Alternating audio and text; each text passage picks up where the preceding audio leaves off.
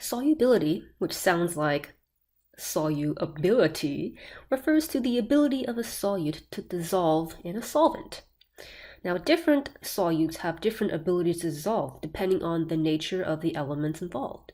Some salts, and by salt I mean any ionic compound, some salts can dissolve rather easily. You'll find that it's really easy to dissolve it in some water, for example, whereas others might be a little bit difficult or resistant to dissolve. If you were to describe the solubility of a given salt, it might be vague to say that it has high or low solubility in water. What perhaps might be more clear to describe solubility is to simply report the maximum amount of a solute that can dissolve.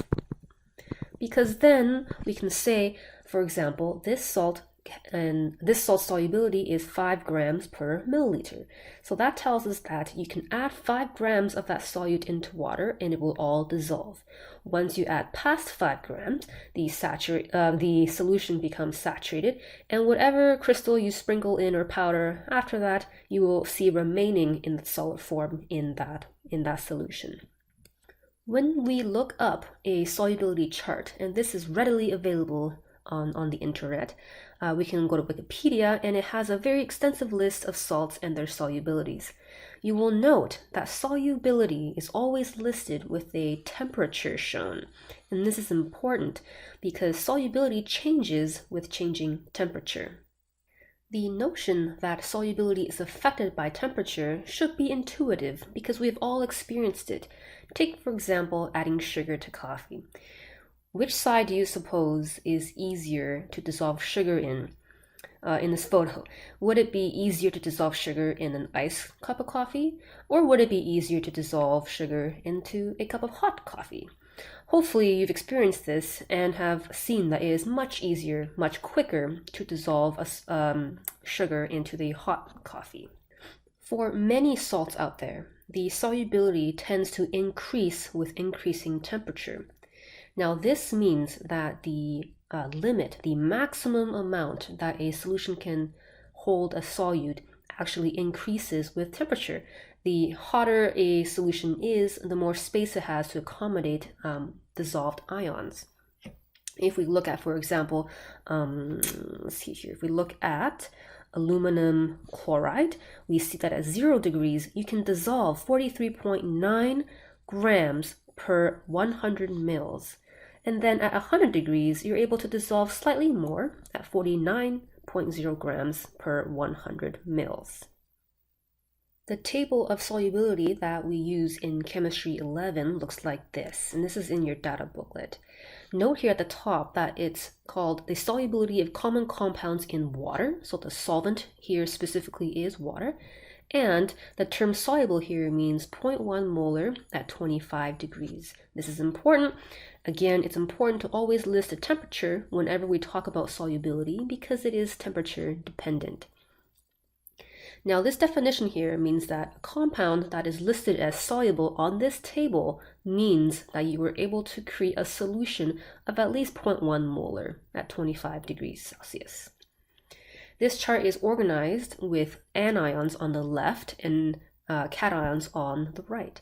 How to use this table is you look up the anion in the compound in question. For example, let's have a look at chlorine, bromine, and iodine. When they are in a compound, what sorts of compounds will be soluble? Well, in the next section here, it says silver, lead, and copper 1, when joined with these anions, will have low solubility. This means that if you have silver chloride, lead chloride, or copper chloride, these salts will have a low solubility, or they will not dissolve to make a 0.1 molar solution at 25 degrees Celsius. If you're looking at the salt calcium chloride, because calcium is not listed under the low solubility category, it is included in the all others. Calcium chloride would be deemed soluble, which means you could dissolve it into water to make a solution that is 0.1 molar or greater at 25 degrees Celsius.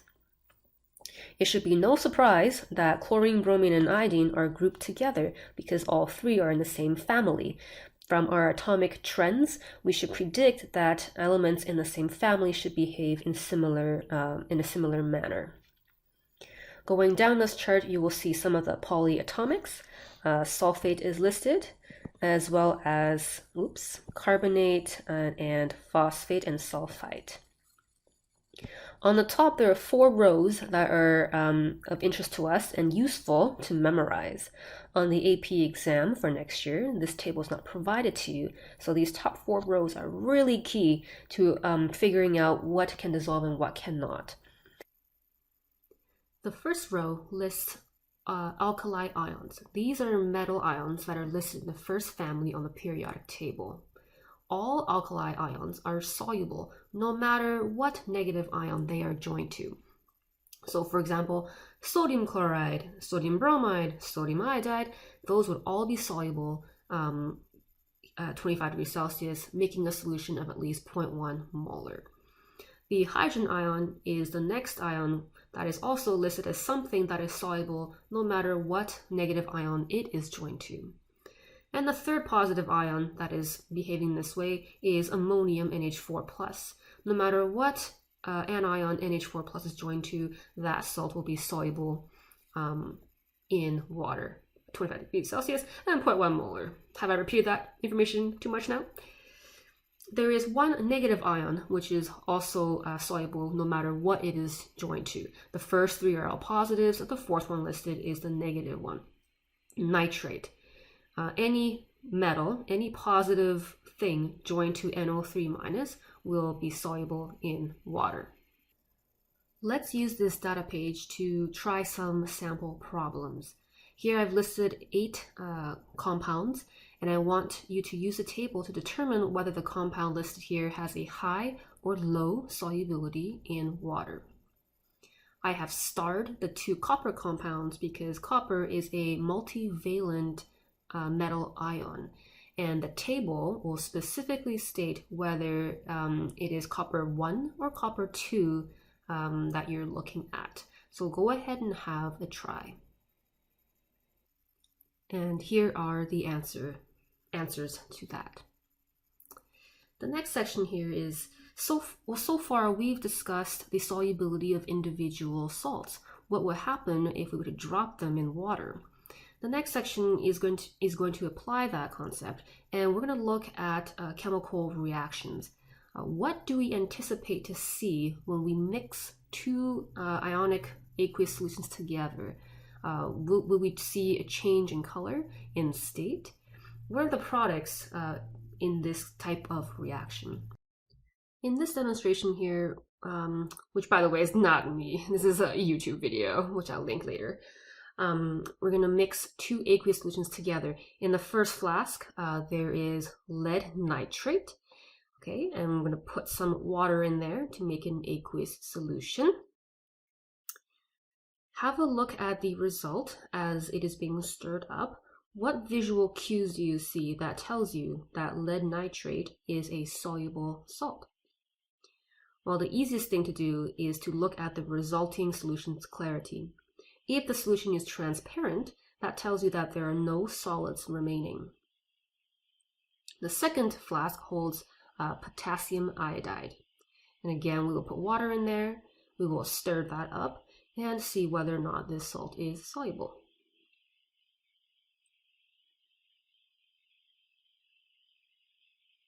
Once again, it appears that the resulting solution is transparent. Please check with the data booklet to confirm that both compounds, lead nitrate and potassium iodide, are soluble in water. This is of course happening in room temperature, which is fair to say is around 20 or somewhere between 22 and 25. Before we mix these 2 things together, let's take a moment and just think about conceptually what is happening in these flasks. If you were to shrink down into the size of the molecule or an atom, what would you see in both? Well, because both solutions are transparent, it means that there are no solids or no lead nitrate or potassium iodide present, but instead the 2 compounds are fully separated into their individual ions. You would see water molecules floating around, you would see Pb2+, and separately NO3 minus floating around in one flask, and potassium +1 and iodine +1 in -1, sorry, in the other. Okay, and there it is. There is the reaction. Let's have a look at what the products are and what that yellow stuff is. Let's write the balanced chemical reaction equation for what we just saw. Now, I know in your notes it says the example is with silver nitrate and sodium carbonate, but let's just do it for the video, the demonstration that we saw, because it's more relevant. All right, so the equation started with lead nitrate, PbNO3. Lead has a +2 charge, so we'll have a subscript there for nitrate, Ki, okay, and this will give you just double replacement, PbI2 plus potassium nitrate. Don't forget to balance. Okay, so we have two products, lead iodide and potassium nitrate. Now in the video, we saw that upon mixing, the transparent solutions became yellow and cloudy. Now this is a sign that a precipitate, or a solid that has been formed from two aqueous solutions, has formed. Anytime you can't see through a solution, that tells you that there is a solid immersed within, and that is called a precipitate. Now, which one of these products is a precipitate? This is where that chart, solubility chart, comes in handy. We can easily cross-reference both of these products with that chart to determine which has low solubility. Something that has low solubility means it won't dissolve. So if it is formed in situ, okay, inside a reaction, it will precipitate out or become a solid. By looking at these two compounds, if you've memorized the top very handy 4 rows of that solubility chart, it is definitely not potassium nitrate. Potassium is an alkali ion. It is soluble with all things, as well as nitrate ion is soluble with all things, which means that our solid is most likely lead iodide. We indicate that lead iodide is the precipitate by putting a little bracket S, the phase, to say that.